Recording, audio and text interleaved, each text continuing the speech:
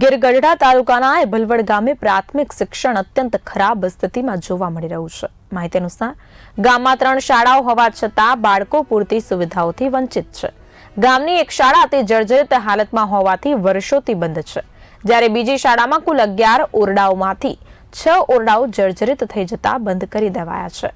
હવે માત્ર 5 ઓરડાઓમાં જ બાલવાટિકાથી ધોરણ 8 સુધીના વિદ્યાર્થીઓને 2 પાળીમાં ભણવા માટે મજબૂર થવું પડે છે।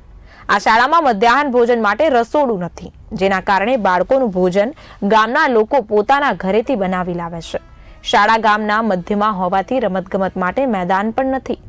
બાળકોને અભ્યાસ માટે મુશ્કેલી ઊભી થતા ગામ લોકોએ નવી સ્કૂલના નિર્માણ માટે અસંખ્ય ફરિયાદો કરી હતી।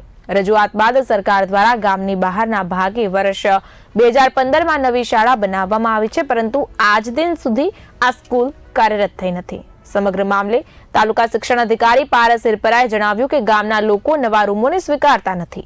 આ શાળાની ડિમોલેશન માટે પણ મૂકવામાં આવી નથી। શાળા ગામથી થોડું દૂર છે અને ત્યાં હિંસક પ્રાણીઓનો ત્રાસ છે। જો ગામ લોકો સહમતિ આપે તો આ શાળા શરૂ થઈ શકે તેમ છે। અમે રસોડે અહીંયા નિશાળે જમાડીએ છીએ છોકરાને મધ્યાહન ભોજનમાં, એટલે અમારે અહીંયા ભલવડમાં રસોડું નથી, ઘરેથી બનાવીને વ્યવસ્થિત છોકરાને જમાડીએ છીએ।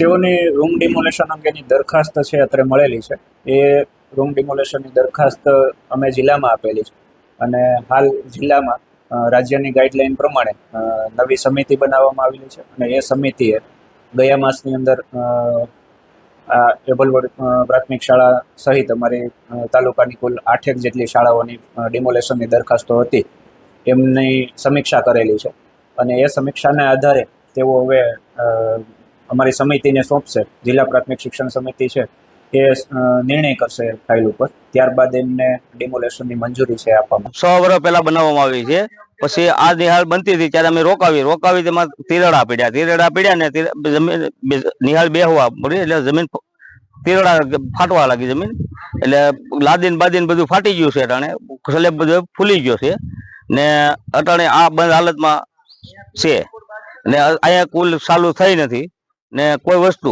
ખાસ મુહૂર્તે કર્યું નથી, કોઈ વસ્તુ કાંઈ